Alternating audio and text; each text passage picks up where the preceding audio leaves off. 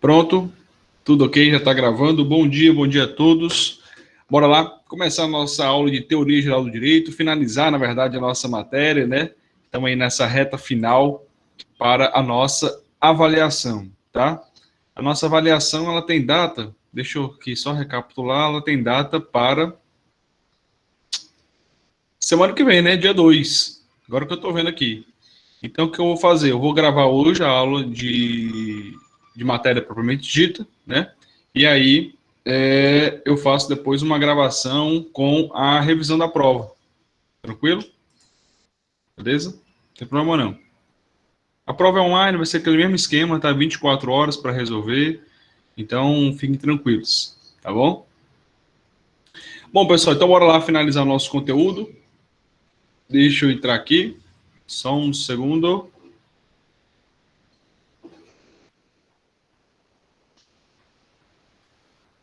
Pronto. Na nossa aula passada, né, nós falamos sobre toda aquela parte da doutrina, dos movimentos de oposição que existiam ao positivismo, né?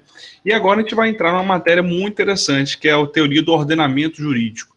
E aqui a gente vai estar relacionado com um grande autor chamado Norberto Bobbio. Quando eu falo em ordenamento jurídico, o que eu quero dizer com isso? Eu quero dizer que se trata de um conjunto de normas, tá? As normas, individualmente, né, elas são apenas normas jurídicas.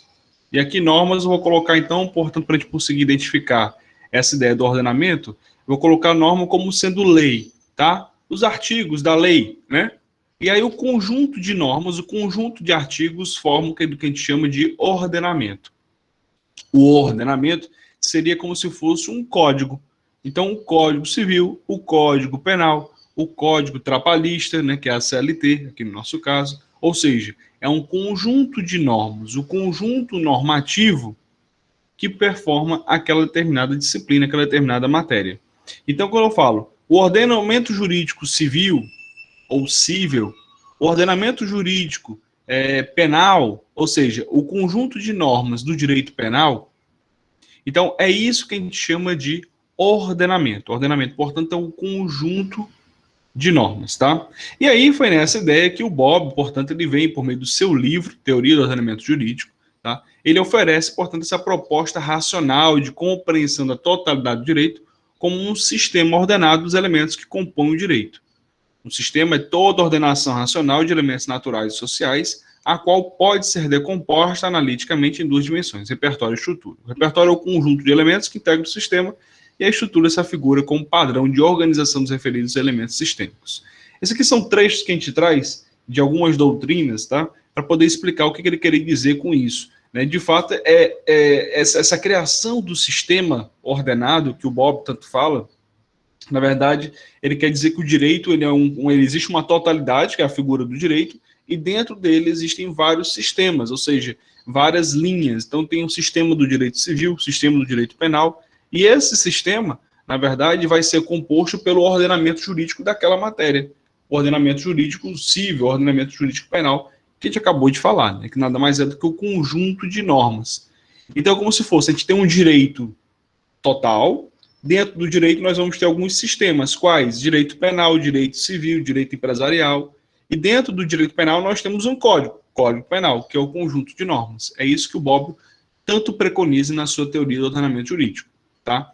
E nessa mesma linha de raciocínio, vem a famosa pirâmide de Hans Kelsen. Né? Hans Kelsen era um justo filósofo, ou seja, um filósofo ligado ao direito. E ele, portanto, ele começa a falar sobre a hierarquia das normas jurídicas. A gente já chegou a conversar sobre isso em algum momento lá no início da nossa matéria.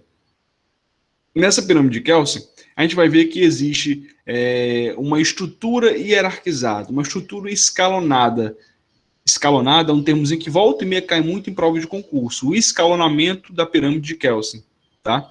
Então, essa pirâmide ela retrata bem a hierarquia que existe entre as normas. E no topo dessa pirâmide existe a figura da Constituição. Nós já havíamos conversado sobre isso, na verdade eu já tinha até antecipado o conteúdo nesse sentido, de maneira muito vaga, né? Há uns 2, 3 meses atrás, quando a gente começou a conversar de fato sobre essa teoria geral do ordenamento. Né? Então, o topo dessa pirâmide, o topo da pirâmide de Kelsen é ocupada pela Constituição. E abaixo dela vem as leis, vem os atos administrativos, vem os contratos e Toda norma inferior tem que ter a sua fundamentação, tem que ter a sua validade em norma superior. É isso que vai tratar, portanto, a teoria da estrutura hierarquizada, a teoria da pirâmide de Kelsen, em que no topo dela vai ter uma constituição e todas as normas inferiores encontram a sua validade numa norma superior. Então, por exemplo, eu fiz um contrato. Olha aqui, o contrato é a base da pirâmide. Eu fiz um contrato de compra e venda. Beleza, professor. Esse contrato de compra e venda vai ter validade aonde? Numa lei. Que lei? A lei do Código Civil, que vai falar sobre o contrato de compra e venda. E o Código Civil vai ter validade aonde? Na Constituição, onde vai falar sobre a questão da quem pode normatizar sobre direito civil, direito penal, que é a União. Então, os direitos fundamentais não estão todos relacionados aqui à Constituição. Então, tudo vai ter sempre uma validade numa norma superior. Atos administrativos, vamos supor, a prefeitura fez um ato, né, de, sei lá, de realocação ali dos funcionários, sei lá, qualquer coisa. Esse ato administrativo ele vai estar embasado, né, numa lei essa que pode ser municipal, uma lei orgânica, e essa lei orgânica municipal vai estar, portanto, validada numa Constituição. Então, todas as normas, todos esses outros, essas normas infraconstitucionais sempre terão a sua validade em norma hierarquicamente superior, tá? Essa é a primeira grande característica, esse primeiro grande lema da pirâmide de Kelsen, da estrutura escalonada de Kelsen, tá? Então, por exemplo, uma lei federal, estadual, distrital, municipal não pode estatuir, em regra, tratamento desigual para pessoas em decorrência do sexo. Por quê? Porque o artigo 5º da Constituição prevê que homens e mulheres são iguais em direitos e obrigações. Ou seja, eu não posso, por exemplo, sei lá, o município de Fortaleza, a partir de agora, vai pagar R$5.000 a mais para as mulheres do que para os homens. Exemplo, estou inventando aqui. O que eu quero dizer? Que não pode ter uma lei federal, municipal, estadual, o que for. Por quê? Porque essa lei vai de encontro ao que está no topo, que é a Constituição, onde diz que homens e mulheres têm direitos e obrigações iguais. Tá? Então, essa lei vai de encontro. É o que a gente chama de estrutura hierarquizada ou escalonada. Essa escalonada, o escalonamento da pirâmide de Kelsen, é uma matéria que volta e meia aparece, né, nos editais de concurso público. Beleza? Mas é a mesma coisa. Hierarquia e escalonamento da pirâmide de Kelsen. Tá? Então, essa famosa pirâmide de Kelsen. E aí pode vir uma pergunta, professor, beleza, entendi. Então, eu sei que todo mundo vai ter aqui, portanto, essa validade, né, uma norma superior. Tá? E a Constituição? A Constituição ela tem validade em alguma outra norma? Bom, essa foi uma discussão que sempre existiu no mundo do direito e o próprio Kelsen, então, respondeu, né, diante dessas indagações. Ele, portanto, ele cria a famosa norma hipotética fundamental. Essa norma ela estaria ocupando aqui acima da Constituição. Essa norma, ela, como o nome já diz, é uma norma hipotética, tá? Ela não existe propriamente dito de maneira palpável, né? Mas, no entanto, todavia, ela existe de maneira que possa fundamentar a Constituição, possa validar a Constituição. Por isso que o nome é Norma Hipotética Fundamental de Hans Kelsen. Tá? Ele cria, portanto, essa norma, ele coloca essa norma acima da Constituição, mas é uma norma que não existe. É uma discussão, pessoal, aqui meramente filosófica. Tá? Em termos de provas de concurso, se não cai, porque é filosofia pura, né? Mas em prova de OAB pode ser que se vincule, né, algo relacionado a isso. Nunca vi. Mas pode ser porque é uma matéria ligada à teoria geral do direito. Teoria geral do direito faz parte da prova do... a prova da OAB, desculpa, pode ser que faça parte de uma eventual questão, mas acho muito difícil, nunca vi nenhuma questão relacionada a isso, tá? Engasguei aqui, meu povo, foi mal. Deixa eu só ver se tem alguma... Pronto, estão me ouvindo direitinho, né? Você quer alguma pergunta aqui. Aí. Pronto. Então, isso que a gente chama de estrutura, portanto, hierarquizada. Existe uma hierarquia entre as normas e as normas inferiores têm que ter validade na norma superior, tá? E aí, nessa discussão de hierarquia das normas jurídicas, começaram a surgir algumas imperfeições no ordenamento. Afinal de contas, o direito ele seria completo? Por quê? Porque o próprio Kelsen falava que existia uma completude do direito. O direito, ele era tão perfeito, ele era tão completo que não precisava da ajuda de nenhuma outra ciência. Olha só que interessante. Essa que a gente fala da teoria da completude do direito. Só que, no entanto, começaram a ver que não, o direito não é completo não, pelo contrário. Existem várias lacunas, existem várias brechas, né, que podem, portanto, ser ali verificadas, diagnosticadas, e a gente consiga, portanto, encontrar uma brecha na lei. Essa brecha na lei começou, portanto, a gerar uma discussão. Né? Que discussão, professor? Acerca das lacunas que existem no sistema jurídico. Tá? Então, como eu estava falando, existem duas correntes. Aqui só essa parte aqui do slide, pessoal, só para explicar para vocês, é uma parte bem teórica, tá? Que eu pego mais nas doutrinas que existem. Mas existem duas correntes, como eu disse, né, que falavam que, de fato, o direito ele é completo, é um sistema jurídico fechado, né? Ou seja, não tem ali o que se questionar, o direito é perfeito, né? Tudo está dentro do direito. E existe também uma outra corrente que não, o direito ele tem alguns problemas, o sistema jurídico ele é aberto, tem como sim ser questionado. Mas o grande cerne da questão, quando a gente fala em lacunas jurídicas, né, que é que realmente o que cai até em prova de concurso público, o Ministério Público foi uma prova disso, né, prova do MP Ceará, né, as lacunas jurídicas, de fato, elas existem. O direito ele não é perfeito, não é completo. A gente sabe que as normas, quando são criadas, volta e meia a gente encontra uma brecha. Né? Então, há aquilo que a gente chama de o problema das lacunas jurídicas. Tá? E aí, professor, como é que eu faço, portanto, para resolver essas lacunas? Essa é um dos capítulos, né? Esse é um dos capítulos do próprio Bobbio. Né? O Bobbio, no seu livro Teoria do Ordenamento Jurídico, ele vai dizer que como é que ele vai resolver, portanto, esse problema? Em 4 situações. Se a lei tiver alguma brecha ou, em contrapartida, se a lei não tiver previsão sobre aquele determinado fato jurídico, você vai usar a analogia, os costumes, os princípios jurídicos e a equidade. Vamos já falar sobre cada um, tá? E isso resvala até mesmo aqui na nossa LIDB, a Lei de Introdução ao Direito Brasileiro. Olha como é que essa teoria geral do direito vem influenciar até o nosso código, né? Tanto de processo civil quanto a própria LIDB. O artigo 4º da LIDB estabelece que quando a lei for omissa, o juiz decidirá o caso de acordo com a analogia, costumes e princípios gerais de direito. Olha só que legal, né? Então, a própria teoria do Bobbio vem influenciar na nossa legislação aqui no Brasil. O novo Código de Processo Civil estabelece no artigo 140 que o juiz ele não se exime de decidir sobre a alegação de lacuna ou obscuridade do ordenamento jurídico, bem como que o magistrado só decidirá por equidade nos casos previstos em lei. Ou seja, o juiz ele não pode falar que existe lacuna. Esse caso não existe lei. Não pode falar. Por quê? Porque existem formas de resolver esse tipo de problema das lacunas, por meio da analogia, por meio dos costumes, dos princípios e da equidade.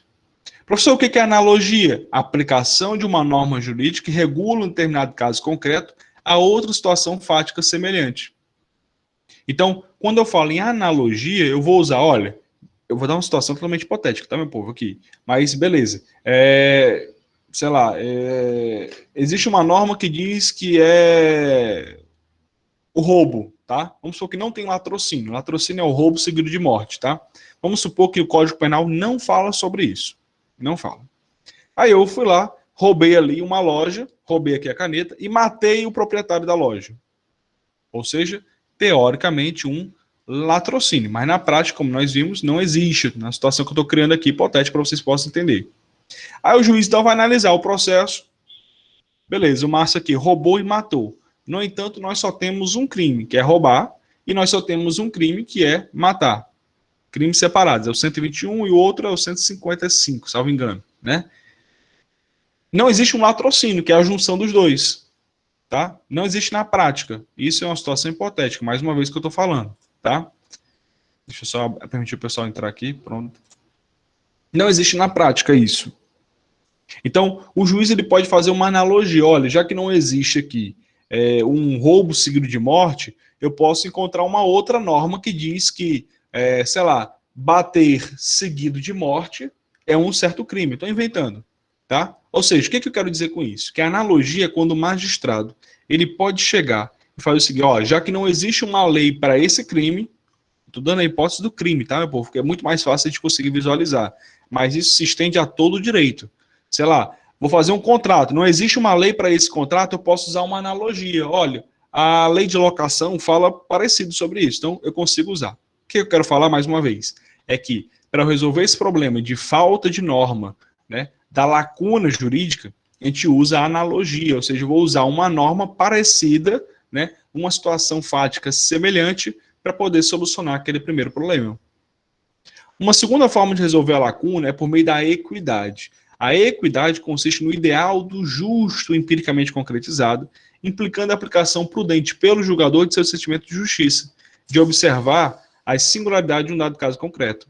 A equidade, o nome já diz, equidade, é equânime, a distância é igual, ou seja, eu vou buscar a justiça. E aqui quem vai buscar essa justiça é o próprio julgador, é o próprio magistrado. Tá? Então, por meio da teoria geral do direito, é possível a gente solucionar uma lacuna, vamos supor, professor, beleza, está faltando lei, não tem lei para esse crime, beleza. Vou usar uma analogia, não tem analogia, não tem nenhuma norma parecida. Pronto, então nesse caso você vai usar a equidade, já que não tem nada, o caso não pode ficar sem julgamento. Então nesse caso, né, o juiz ele vai julgar de acordo com as suas próprias convicções de justiça. Pessoal, isso na prática é quase que nula essa chance de acontecer, né? Porque praticamente tudo está previsto nos nossos códigos, né? Código Penal, Código Civil, seria só uma situação totalmente hipotética, né? Mas, de toda forma, pode chegar ao ponto da equidade, tá? Então, esses são alguns pontos, além da equidade, nós temos os costumes e os princípios, né? Os costumes é de acordo com os costumes da região, né? Ele pode decidir se não houver analogia legal, se não houver equidade. O professor tem uma ordem? Não, não tem uma ordem estabelecida, tá? Em termos de utilização para resolução desses problemas das lacunas, mas esses são 4 pontos, são 4 formas previstas, né, tanto na Constituição, na legislação, por meio da LIDB, quanto no novo Código de Processo Civil, no seu artigo 140, são formas que a gente consegue, portanto, solucionar o problema das lacunas, tá? As lacunas jurídicas. Isso aqui, inclusive, pessoal, foi matéria de prova de concurso do Ministério Público, quando estava falando, tá? Estava no edital exatamente esta pergunta no edital.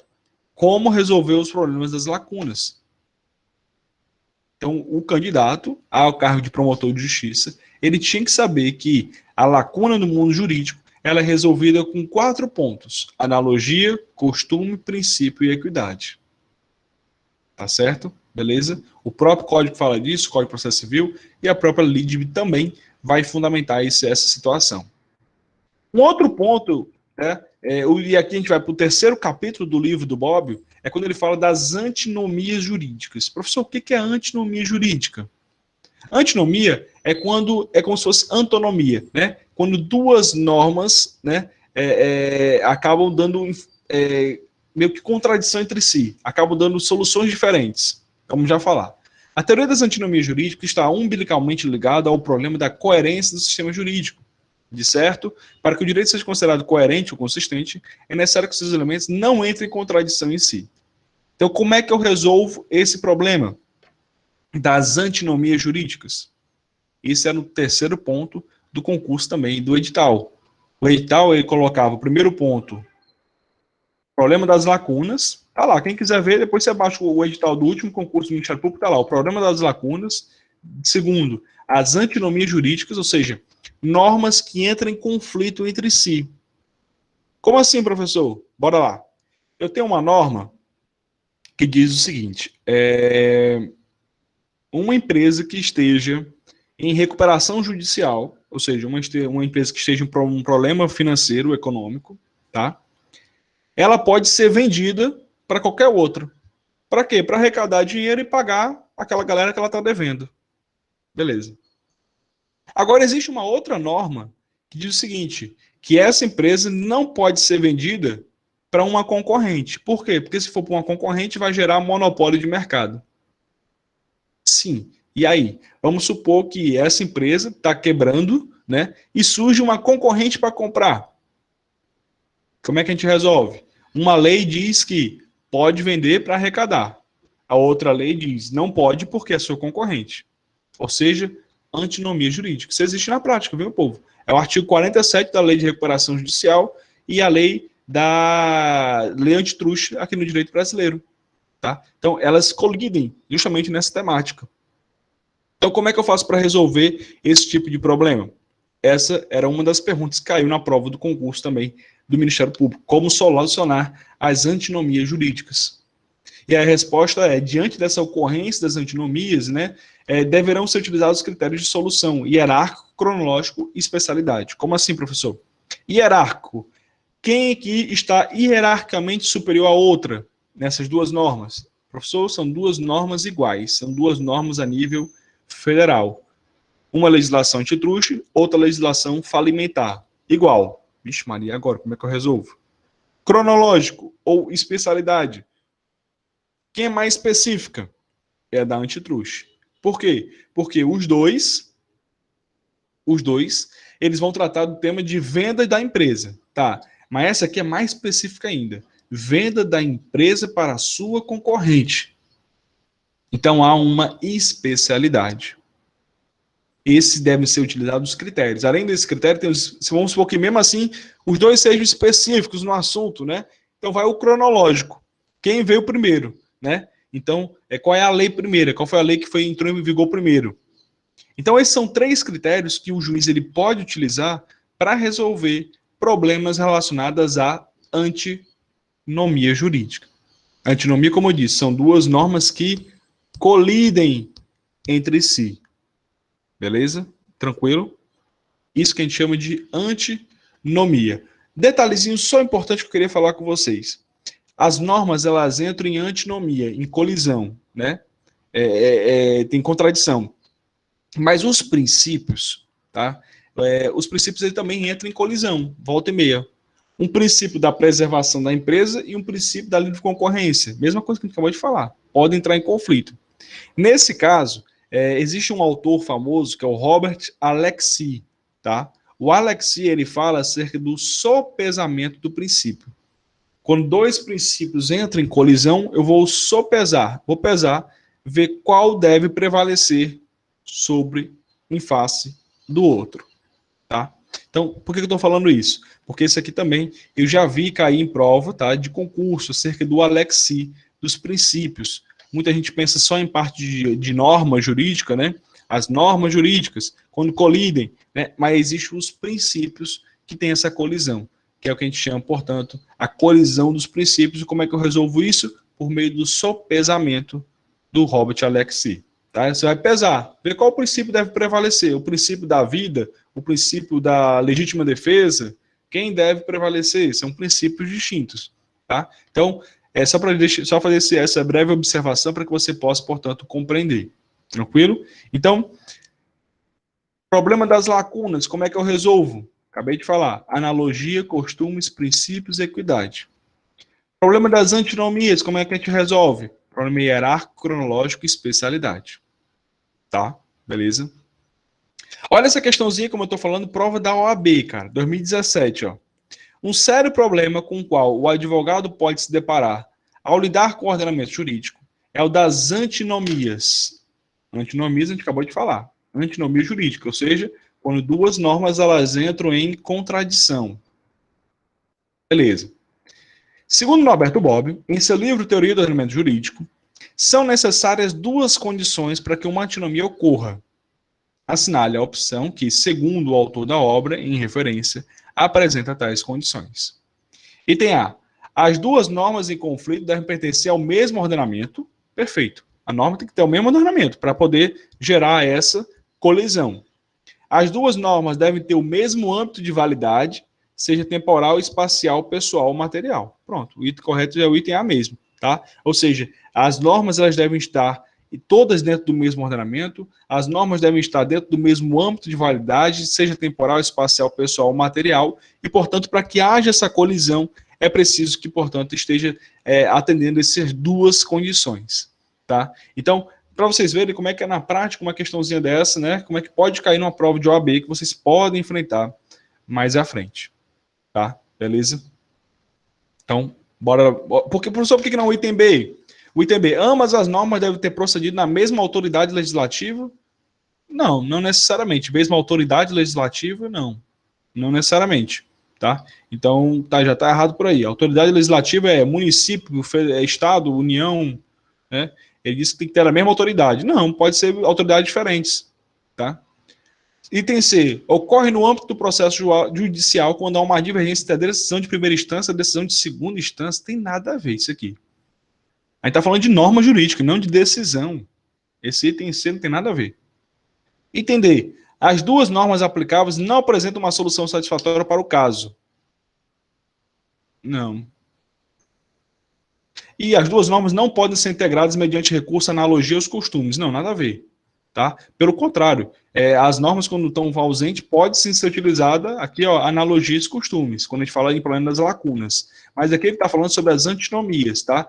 As duas normas aplicáveis não apresentam uma solução, pelo contrário, as normas até têm solução para o caso, que a solução estão se divergindo, tá? Então, pessoal, o item correto de fato, só atualizar aqui o Pedro, o item correto de fato é o item A, tá? Em que vai falar sobre os conflitos existentes entre duas normas do mesmo ordenamento, tá? É isso que a gente fala de antinomia jurídica. Beleza? Tranquilo? Questãozinha da OAB, vocês viram aí como é que na prática cai essa matéria, tá? Então, volta e meia, isso é cobrado. É porque eu não peguei, né? Mas na última prova de concurso, como eu disse, do Ministério Público, caíram 4 ou 3 questões relacionadas a essa temática. Muito importante. Muita gente errou. Foi um mau índice de erro, foi essa parte da teoria geral do direito, porque o pessoal não estudou, né? Pois bem, pessoal, então essa aqui é a parte que a gente fala do ordenamento jurídico em si. Essa a gente finaliza na parte da ementa, né, quando a gente fala de ordenamento. E a gente entra agora numa fase final, tá, da nossa matéria, onde a gente vai falar um pouco sobre o direito moderno, né, onde há um direito alternativo, algo mais relacionado a questionamentos, né, é uma nova corrente do direito que está surgindo e que tem se desenvolvido, um direito alternativo, um direito moderno também, tá? Até o Estado Democrático de Direito, que a gente vai conversar agora rapidamente, tá? O direito alternativo, né? A teoria critica o direito alternativo, enfatiza a teoria crítica, perdão, do direito alternativo, enfatiza o caráter ideológico do sistema jurídico, equiparando por um discurso político de legitimação do poder. O fenômeno jurídico surgiria em todas as sociedades organizadas com a institucionalização de interesses dominantes e da manutenção da hegemonia de uma dada classe social. Em nome das noções de racionalidade, ordem e justiça, restaria ocultada a dominação entre as classes sociais disfarçada por uma linguagem pretensamente neutra. O direito ele pode não estar integralmente contido na lei, tendo condição de existir independentemente da positivação estatal, devendo o intérprete buscar a justiça ainda quando não encontre corporificada na legislação. Ordem normativa mais legítima, desformalizada e descentralizada. Professor, o que é isso? Bom, isso é uma corrente que existe no mundo do direito, né? Desculpa, onde fala que o direito ele é muito utilizado pelas classes superiores, classes dominantes, né? E essas classes dominantes elas utilizam por meio da norma para que haja, portanto, essa dominação entre classes. E aí, por meio de uma linguagem disfarçada, como esse direito alternativo coloca, né? Essa classe dominante, essa classe elitista tende a dominar, a controlar a sociedade infra, assim dizendo, tá? Então, essa é uma corrente que existe no mundo do direito, que o direito, portanto, ele tem alguns caráteres relacionados à questão ideológica, tá? Apenas a título de curiosidade, tá? Isso aqui está na ementa, falar um pouco sobre o direito alternativo, é uma corrente que existe no mundo do direito atual, tá? Há uma linha de raciocínio que diz que o direito ele pode ser utilizado como uma forma de dominação de classes sociais por meio da letra da lei, tá? Isso aqui já existia há um tempo atrás, principalmente ali na época das revoluções, Idade Média, já se existia essa ideia de um direito alternativo, onde de fato uma classe superior, uma classe dominante, uma classe elitista se utilizava das normas jurídicas para o controle daquela população, né? Então, isso já existia, ocorre que apenas foi criada uma teoria acerca desse assunto, tá? O movimento do direito alternativo, em suas diversas acepções, demonstra que o fenômeno jurídico não se manifesta somente no Estado, por meio da elaboração das leis, mas, em verdade, afigura-se como um conjunto de normas produzidas pela sociedade civil, pelo que a realização do direito justo não seria um monopólio do Estado, mas, ao revés, a expressão viva e plural das lutas travadas pelos atores sociais no contexto mais amplo da pós-modernidade. O que é isso? Esse direito alternativo, pessoal, ele diz o seguinte, é uma galera bem revoltada, né? O que ele vai dizer? Ele diz que o direito, né, ele é muitas vezes utilizado pelas classes dominantes, né, para que haja, portanto, um controle social e, portanto, deve ser criado esse direito alternativo, onde as leis, como é que ele diz? É que não devemos cumprir apenas as leis do Estado. O Estado ele não é o único monopólio, né, de fabricação da norma. Nós, atores sociais, que vivemos nessa luta de classes, podemos criar nossas próprias normas, e aí criamos um direito alternativo. De fato, meu povo, isso aqui é bem, em parte, bem teórica, né? Uma coisa bem justificar, assim, de questionar, né? De ficar, de fato, filosofando. Mas, na prática, isso aqui não tem como ser feito numa sociedade já tão estruturada e desenvolvida como já a nossa atualmente. Tá? O direito alternativo, ele fala o seguinte, olha, existe uma luta de classes, então uma classe operária vai se juntar e vai criar normas para que a classe operária possa, sei lá, cumprir. Então a gente não vai mais ser submetido ao monopólio do Estado. É uma coisa meio assim, tipo, vamos criar uma sociedade à parte, um direito alternativo, né? Enfim, isso é uma questão doutrinária, né, filosófica, discussões puramente. Na prática, isso aqui não tem como ser colocado de fato, né? Tá? Mas tem que apresentar porque existe sim uma corrente que fala sobre esse direito alternativo, da criação de um direito alternativo, normas alternativas, né? Para que o cidadão ele não seja obrigado a cumprir apenas o que o Estado fala, mas aquilo que os atores sociais de lutas travadas possam, portanto, criar, tá? De fato, como eu disse, discussão, né? Que existe, mas apenas acadêmica. Não, na prática, aí não vinga esse tipo de argumentação. Tá? O que existe de fato, tá, no nosso momento atual é um Estado moderno, é um direito moderno. Né? De fato, uma linha de mercado ligada ao capitalismo, mas existem princípios, existem lógicas. O Estado moderno ele é detentor, de fato, da produção e da aplicação das normas. Tá? É o Estado quem cria as normas que a sociedade, a população deve cumprir, deve acatar, né, essa figura de um Estado, sim, moderno.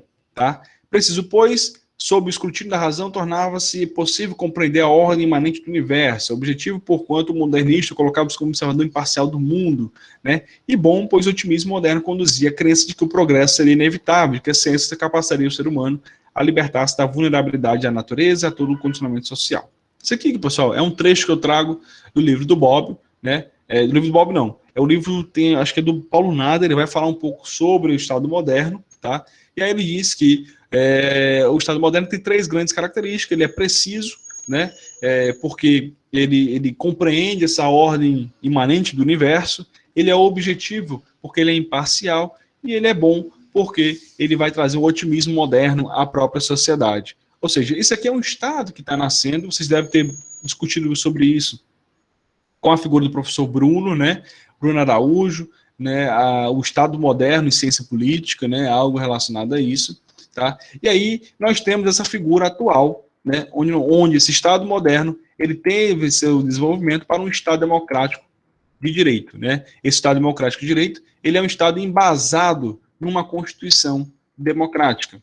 Né? Salienta ainda o autor que, embora a ideia de unidade política soberana do Estado esteja em crise como resultado da globalização, internacionalização, continua a ser um modelo operacional com uma comunidade juridicamente organizada. Portanto, assim, o Estado, tanto como um esquema aceitável de racionalização institucional das sociedades modernas, quanto uma tecnologia de equilíbrio político-social, mediante a qual se combatem a autocracia absolutista e os privilégios das corporações. O que ele quer dizer com isso? Tá? É que o Estado Democrático de Direito ele nasce dentro desse direito moderno, né? E aí, portanto, ele busca, no meio a essa globalização, né, dar uma fundamentação mais jurídica, uma comunidade jurídica mais organizada, sobretudo por meio de uma Constituição Federal.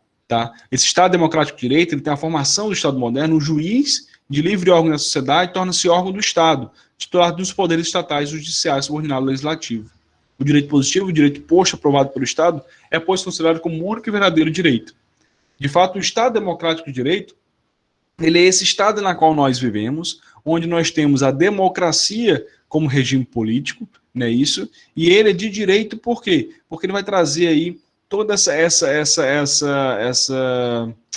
fundamentação jurídica, principalmente com a separação dos três poderes, poder legislativo, poder executivo, poder judiciário, e é nesse estado, é nessa situação onde a democracia, por meio de uma constituição bem desenvolvida, bem arcada, com fundamentos, por exemplo, como soberania, cidadania, dignidade da pessoa humana, valores sociais, pluralismo político, ou seja, o próprio artigo 1º da nossa Constituição, ele já revela os nossos fundamentos desse Estado democrático de direito. E é esse Estado democrático de direito que nós vivemos na atualidade. Tá? Então, pessoal, essa linha final aqui da nossa matéria, né, onde entra em direito alternativo, direito moderno, né, de fato, são apenas as últimas correntes que existiam no âmbito acadêmico do direito, né, existia uma ideia de um direito alternativo, como bem coloquei, que o direito ele deve ser algo, pode ser algo criado de maneira alternativa, tá, beleza? Mas que o direito moderno, de fato, ele é quem está na atualidade, sobretudo representado pelo Estado Democrático de Direito. Beleza? Tranquilo? Essa parte de Estado, pessoal, não vejo em matéria de prova não, tá? Deixa eu só tirar aqui, calma aí. Essa parte de Estado, Direito, não sei o que, isso é mais a título de curiosidade, né? Nenhuma prova eu vejo cair sobre isso, nem mesmo... Como é que é a nossa matéria, teoria geral do direito? Não tem muita aplicação prática da advocacia, então eu tenho que me ater muito à prova. Por isso que eu falo muito de prova de concurso, prova de OAB, né? Ou algo do gênero. Porque prática da advocacia, quando é que você vai ficar discutindo a lacuna do direito? Isso não vai existir na prática, né? Então, na teoria, na doutrina, né? Você vai encontrar essa discussão. Então, por isso que eu falo muito de prova. As provas pouco caem, na verdade, nunca vi falar sobre direito moderno, direito alternativo, é mesmo só uma discussão acadêmica, tá? Beleza? Pessoal, só um segundinho, porque aqui chegamos ao fim da nossa matéria, tá? Encerramos toda a ementa, e eu vou abrir agora aqui, ver se eu consigo, a nossa avaliação, tá? Só um segundo, calma aí. Forms.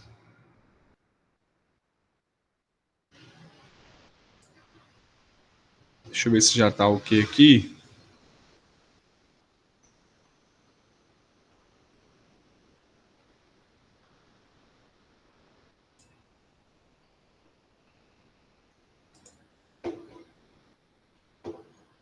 Calma aí, que eu vou entrar aqui na minha conta. Pronto.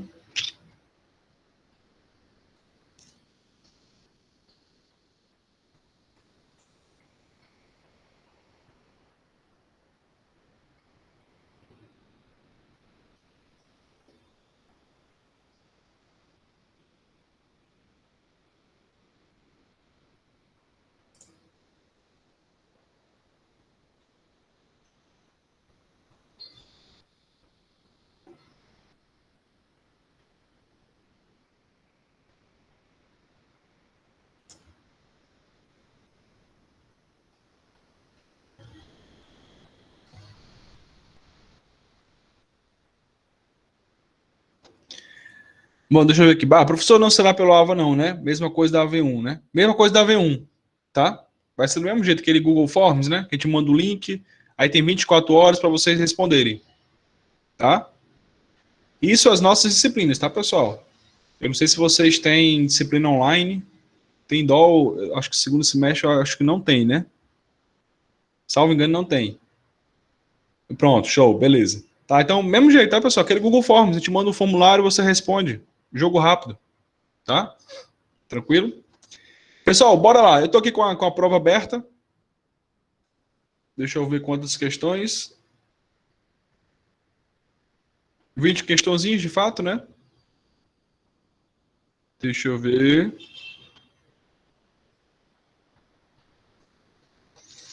Bora lá. Bora fazer nossa revisão, então, para nossa avaliação? Já tem muito tempo aqui de aula, são 9h30, pô. Falta pelo menos quase uma hora aí de aula. Bora fazer nossa revisão, então? Pega em papel e caneta, tá? Para que a gente possa, portanto, fazer a nossa revisãozinha da prova, tá? Olha, todas as questões que eu tirei aqui, pessoal, todas as questões são questões de... Não, nem todas, nem todas, nem todas. Mas grande parte, tem uma parte aqui que são provas de concurso, tá? Eu consegui mesclar aí muita dificuldade, 20 questões de TGD. Praticamente vocês vão fazer todas as questões que existem em TGD no concurso público, tá?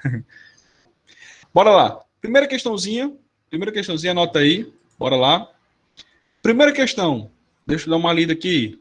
Concurso da AGU, Advocacia Geral da União. Vamos ver aqui.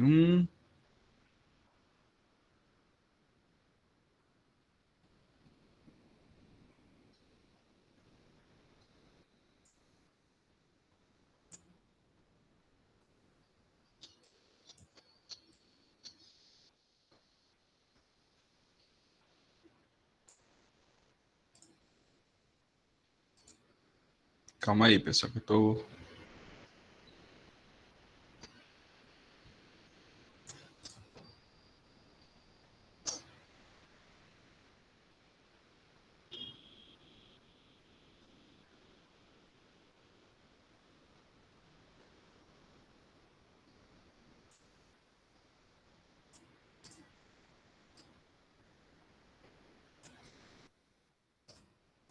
Só que caiu aqui a prova.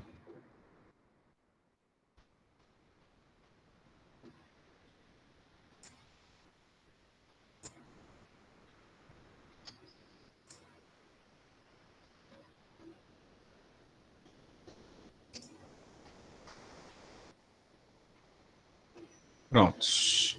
Deu certo.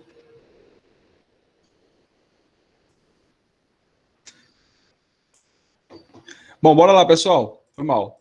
Caiu aqui meu site aqui da prova. Bora lá. Primeira questãozinha. Vamos falar sobre entrada em vigor da norma jurídica. Tá? Vocês lembram disso? Bom, esse aqui é a famosa, aquela ideia da vacatio legis. Vocês lembram? Que é quando uma norma ela tem um prazozinho, um período temporal para que ela possa entrar em vigor.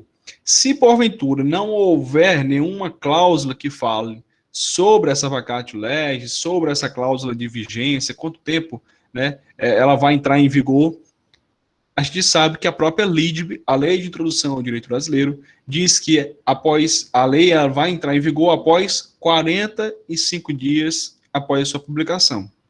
Tá? Então, nessa primeira questão, a gente precisa se lembrar da famosa vacatio legis, né, em que uma norma, de fato, ela entraria em vigor se, porventura, não houvesse nenhuma cláusula, né, de vigência após os seus 45 dias. Vocês lembram disso que nós conversamos?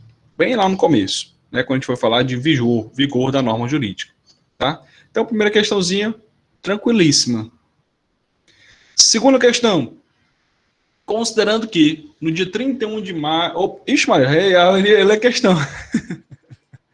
Já ela é questão, meu povo. Ah, Maria. Deixa eu ver aqui.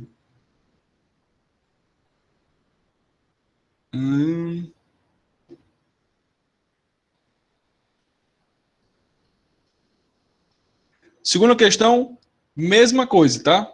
Segunda questão, vigência e vigor da norma jurídica. A gente tem que saber que, quando uma norma, de fato, ela passa a ser publicada, ela é publicada no Diário Oficial, né? Se a norma não falar nada sobre aquela entrada em vigor, a gente sabe que a própria LIDB diz que ela entra em vigor 45 dias após a publicação. Tá? Então, mais uma vez, mais uma questãozinha tranquila, tá? Relacionada aí a parte de vigência e entrada em vigor da norma jurídica, tá? Terceiro ponto, repristinação. Olha aí, questãozinha de repristinação. Terceira questão. O fenômeno da repristinação é aquela em que eu tenho uma norma jurídica, né? Surge uma norma B que revoga a norma A. vem a norma C, que revoga a norma B. Lembra disso? Armarei, te repetir isso aqui 1000 vezes, né? Essa norma C, de fato, ela não entra em vigor automaticamente aqui no Brasil, a não ser que esteja estipulado, tá? Então, a terceira questão ela vai exigir justamente isso, que você saiba como é que é o entendimento aqui no Brasil, tá? Então, fenômeno da repristinação. Nossa terceira questãozinha. Quarta questão.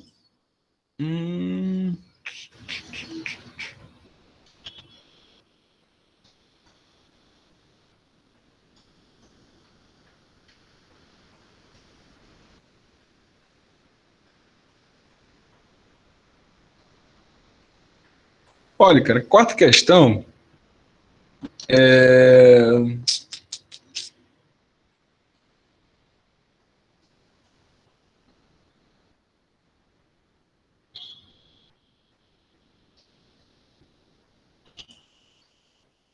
Quarta questão, pessoal, é o seguinte, ó. A quarta questão ela vai falar sobre analogia, costumes, que a gente acabou de falar, né? Princípio geral de direito. Só que, entenda, o juiz ele só vai se deparar com esse tipo de situação de usar analogia, costumes, princípios, equidade, se não houver norma, viu? É óbvio que se, sei lá, matou uma pessoa e tem lá o artigo 121, o homem não vai usar analogia, né, meu povo? Porque já existe uma norma, tá? Eu não vou falar muito, porque a própria questão ela fala sobre isso, mas tem meio. É bom ter cuidado, né? Porque a gente só usa de fato a analogia e os costumes se não houver norma, viu? Se tem norma, meu povo, usa a norma, é óbvio, tá? Então, quarta questão, porque vai falar sobre analogias, costumes, não sei o que, mas fica atento a isso, tá? Quinta questão, deixa eu ver aqui. Questãozinho do trabalho, Tribunal Regional do Trabalho.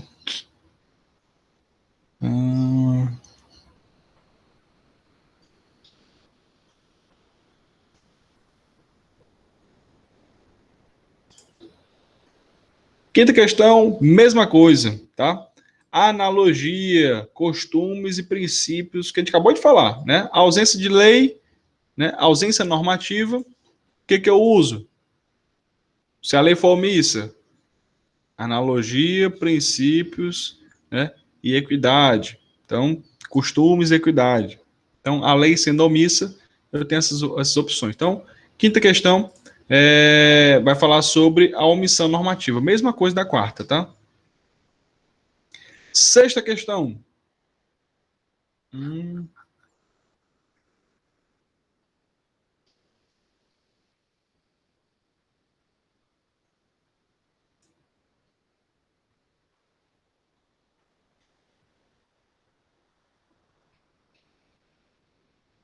Sexta questão ela vai ser uma mistura, né? Porque é aquelas famosas 1, 2 e 3, aí 1 e 2 estão corretos, 2 e 3 estão corretos, 3 está correto, aquele negócio, né? A sexta questão, ela vai falar duas coisinhas. Primeiro, tem que saber mais uma vez, né? Que a lei é o que a LIDB fala, né? Após publicação da norma, ela entra em vigor 45 dias após, tá? Isso aí eu tenho que saber na ponta da língua esse negócio, porque a prova todinha tem muitos, o enunciado trata muito sobre isso, tá?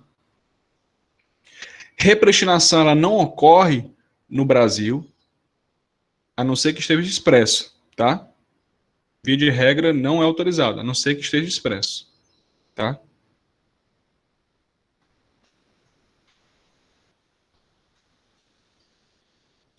Pronto, é aquela parte inicial ali, pessoal. Vigência, vigor, né? E repristinação. Até agora, aqui, até a sexta questão, praticamente a prova toda foi essa, tá? Então, dê uma olhada nesses pontos, que é o que mais cai em prova de concurso, tá? Vigência, vigor e repristinação. São os três principais temas, tá? Sétima questão.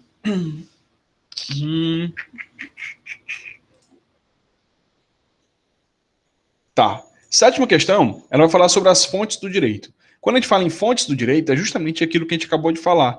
Lei, costumes, analogias, doutrina, jurisprudência, tá? São fontes que o direito se faz para se fazer valer, tá? Então, por exemplo, o direito ele pode se utilizar dos costumes, pode se utilizar das leis, da analogia, da doutrina do direito, da jurisprudência.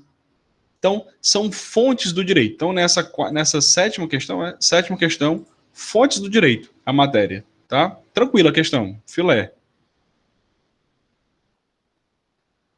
Oitava questão. Bora lá, pô, segue aí, tá? Não chegando nem na metade ainda. Oitava questão.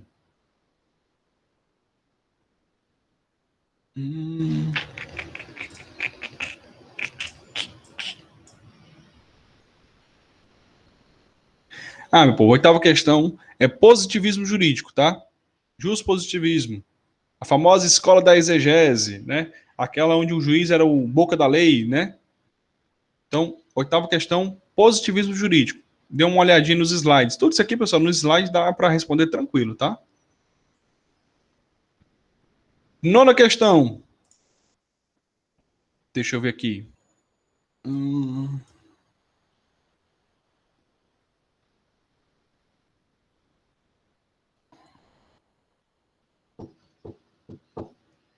Ó, essa questão é legal, ó, cara. Nona questão. Eu disse para vocês caírem em prova de concurso, né? Abrogação e subrrogação. Lembram disso? Tá lá no slide. Dá uma olhada em abrogação e subrrogação. Abrogação é a revogação total. Subrogação é a revogação parcial da norma, tá? Então dê uma olhada em abrogação e subrrogação. Eu disse que isso aqui cai em prova de concurso, viu? Décima questão.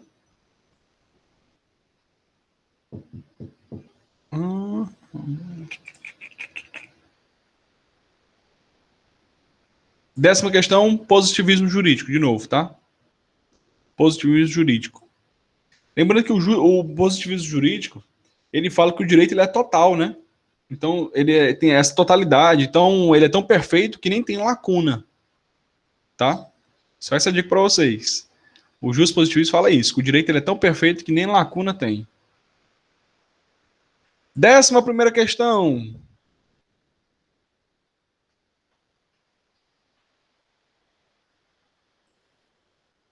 Calma aí.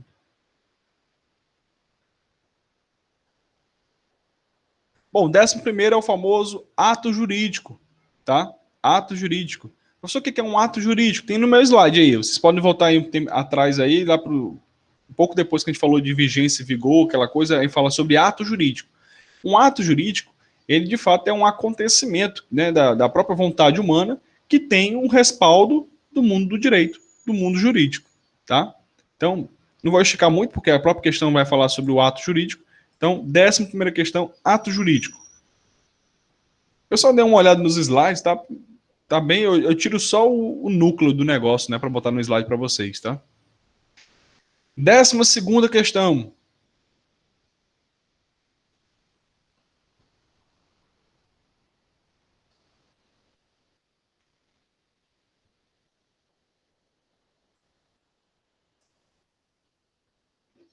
Calma aí, 12ª questão. É o que a gente acabou de falar, né? Hierarquia das normas, tá? Hierarquia das normas. A norma inferior tem validade na norma superior. Então, 12ª questão, hierarquia das normas. Norma inferior tem validade na norma superior. 13ª.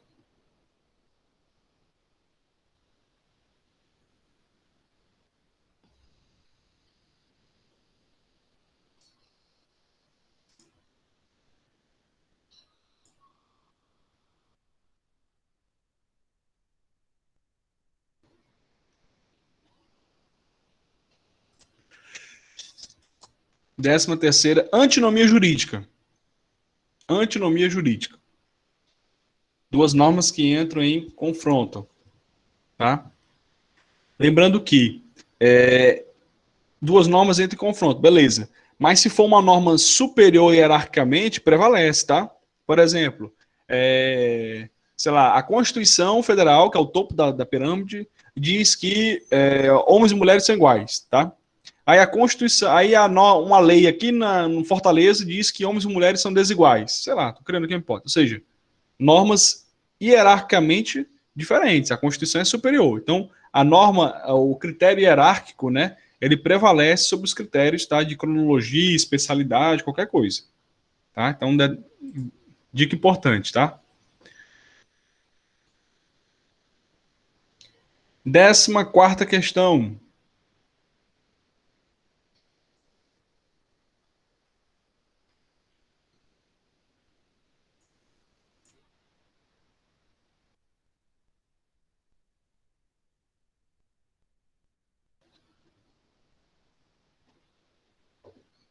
Décima quarta questão.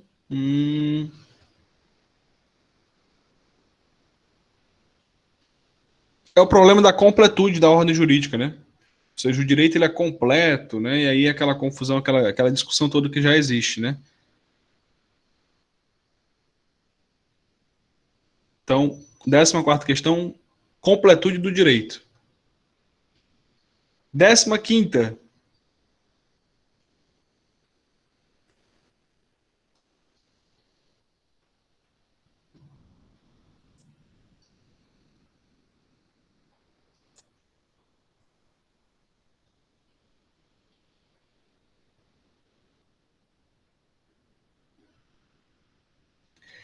Pessoal, 15ª é interessante. Foi uma questãozinha que eu vi de concurso, tá? E é o seguinte, quando, por exemplo, lembra que a gente falou sobre aquelas normas que são incompletas, né? Por exemplo, imposto sobre grandes fortunas, né? A gente falou sobre isso.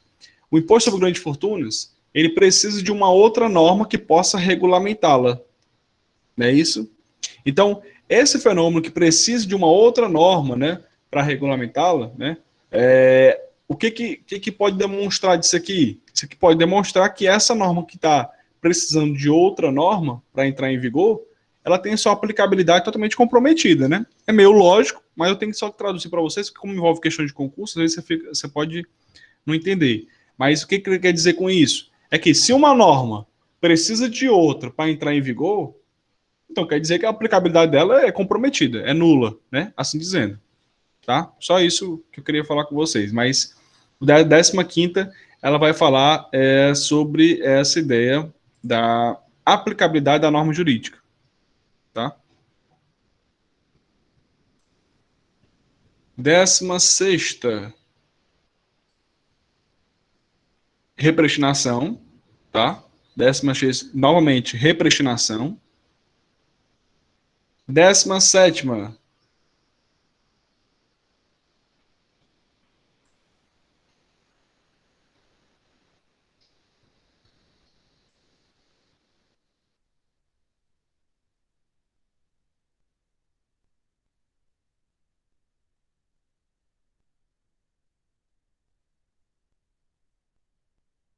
17ª, atributos da norma jurídica. Atributos da norma jurídica. No próprio slide tem lá todos os atributos, tá? 18ª, vigência da norma jurídica.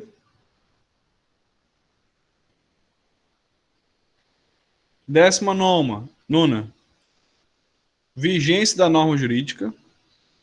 Tem muita vigência, viu, meu povo? A prova todinha, tem umas 4, 5 questões, né? Só de vigência.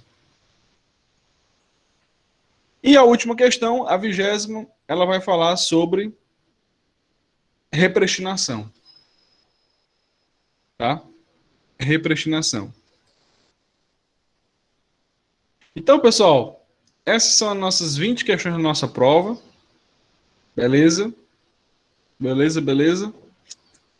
Deixa eu fechar aqui. E aí, na nossa semana que vem, portanto, eu envio o link pelo Google Forms para vocês, né? Pelo WhatsApp, tá? Coloco também no Teams, para quem não tem no WhatsApp, mas eu acho difícil, acho que todo mundo está no WhatsApp, né? Mas de toda forma eu coloco para evitar qualquer tipo de confusão nesse sentido, tá?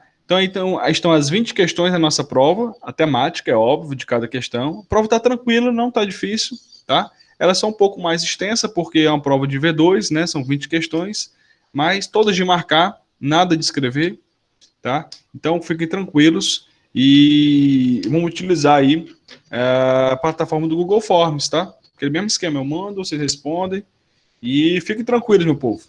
Essa matéria é uma matéria muito boa de ser dada, muito tranquila. Espero que vocês tenham gostado aí da nossa dinâmica, tá? Aqui nossos encontros matinais, né? Pro próximo semestre, eu estou vendo ainda, né? Como é que a gente vai fazer, tá? Se eu vou continuar com vocês como professor, né? Porque a gente deve abrir o primeiro semestre, aí eu devo assumir a disciplina de introdução ao direito, né? Lembra que a gente ficou no semestre passado, introdução ao direito? E aí, eu vou ver como é que fica a parte de sociedades empresariais, né? Que é direito empresarial número 2, tá? Vamos ver. Provavelmente vou ver se eu fico. Vamos ver como é que vai ficar, tá? Não, o professor falou com a gente, né? Fica. Pois é, eu vou ver como é que é a dinâmica, porque depois eu volto também à recuperação judicial, tá? Então, eu vou dar uma olhada, acho que vai dar certo, porque a gente só deve, talvez, abrir uma turma, né, de primeiro semestre. Então, abrindo uma turma à noite, manhã, aí eu consigo pegar. Porque como não vai ter segundo semestre, vai vagar TGE e TGD, tá? Então, vão vagar duas disciplinas. Então, provavelmente eu vou pegar com vocês sociedades empresariais, tá? Que aí o bicho pega, viu? Que é direito empresarial número 2, sociedade, título de crédito, beleza? Mas vai dar certo, pessoal. Acho que semestre que vem a gente continua, né, na parte do direito empresarial, tá? Essa parte do direito finalmente acabou, né? Não tem mais discussão de doutrina, o que é norma, o que é direito, isso aí já acabou, né? Ficamos, portanto, para que para o próximo semestre, portanto, voltamos com direito empresarial, tá? Que nós já estamos, direito empresarial número 1, né, com vocês, direito empresarial número 2, sociedades e sociedades empresariais, tá? Que é o semestre que vem, que é no terceiro, tá? E aí no quarto também estou de volta com vocês. Esse aqui eu tô, que é a matéria que eu dou, que é a recuperação judicial e falência, tá? Que é o último empresarial. Tranquilo? Bom, pessoal, então foi muito bom esse nosso semestre. Nesse semestre que vem não é um tom de despedida, não, porque no próximo semestre, no próximo semana tem a prova, mas próximo semestre a gente volta, sim, com certeza, né? Dando aula aqui para vocês com sociedades empresariais, tá? E se Deus quiser, viu, Barba? Férias, né, meu povo? Vamos ter férias, né? Semana que vem, semana de provas. Vamos todo mundo ser aprovado, né, meu negado? Para terminar logo com isso, né? E aí irmos para as nossas férias. Pessoal, eu vou passar ainda um link também, tá, Bárbara? Da segunda chamada, que eu vou confeccionar hoje à tarde, para quem quiser requerer a segunda chamada, tá? Já vou liberar, que eu vou fazer bem organizadozinho por cada semestre, tá? Então você clica qual é a disciplina que você vai querer para a gente poder ter uma contabilidade mais organizada. Tá bom? Tranquilo? Pessoal, então valeu. Pronto, dando na espera. Hoje eu vou soltar o link, tá? Tem outra turma também que está precisando para poder fazer o requerimento da segunda chamada. Fique tranquilo, tá bom? Vou encerrar aqui a gravação.